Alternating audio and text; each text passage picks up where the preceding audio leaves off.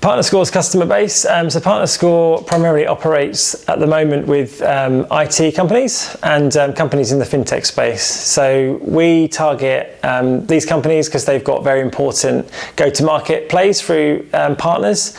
Partnerships will make up a fairly large chunk of revenue for them, and those companies want to manage those in a stable way. They want to remove risk and they want to grow them. So we deploy our services into those industries in order to help those companies do that.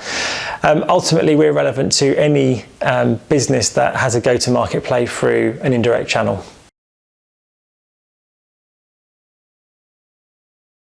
Yeah, so commercially there are two wins really. There's revenue, obviously, and then there's reducing friction and from the operations side of things, which essentially either makes the partnership operate more effectively or reduces cost.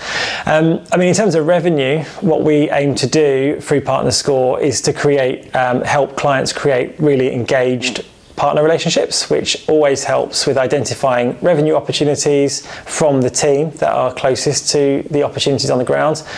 And then from an operational point of view, what we've seen with PartnerScore is the teams on the ground often identify areas of friction or shortfall within a partnership, and PartnerScore is a really effective way to highlight those issues. So both at a strategic level, so if a partnership leader is trying to redesign maybe a partner program, they can work through some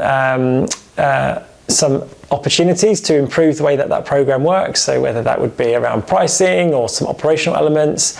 And then from a kind of a day-to-day operational point of view, we have the ability on the platform to connect the different user groups. So things like the partner manager or maybe a vendor alliance manager. Those people are alerted to issues as they're reported by the teams. And so what we find is it gets those people on the front foot to tackle issues. If they're tackled early, they have less of an impact on the commercials, which is why the relationship is so important for commercial success.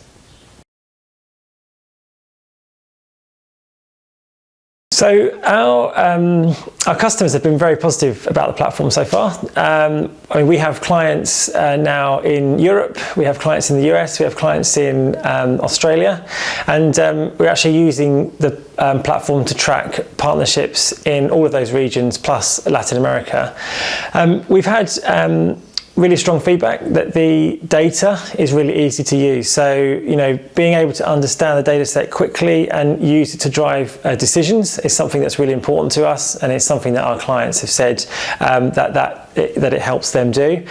The other thing is they've also said they really like the interface. So we've spent quite some time working out the experience for different users within the platform, and the feedback so far has been that it's very helpful in bringing the partners on board as well as the partnership leaders or the program leaders, traditionally known as the vendors. And so they've been positive in terms of the user experience around those different areas. And then finally, we have clients that are using it to measure as a measure of their partner experience at a global level. So, if you've got clients that are going through partnerships or have operating lots of partnerships globally, and they are looking for one single measure for the success of those partnerships that can be compared and can be benchmarked across regions and across different channels. We've had success there being listed as the provider of that metric, and it's a way to kind of bring the organisation as a whole around a common measurement for success within the partnership space.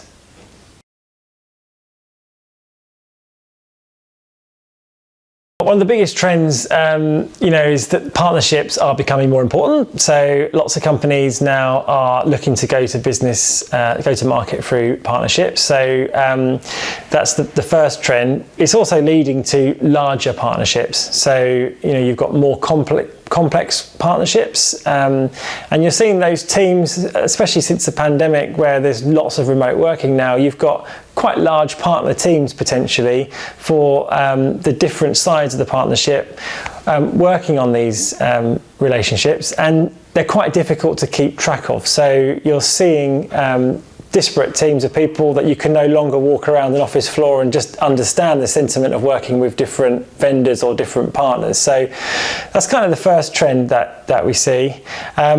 I mean, the second trend is obviously the move towards collecting more data, and we see it now with our clients. They've got lots and lots of different data sources.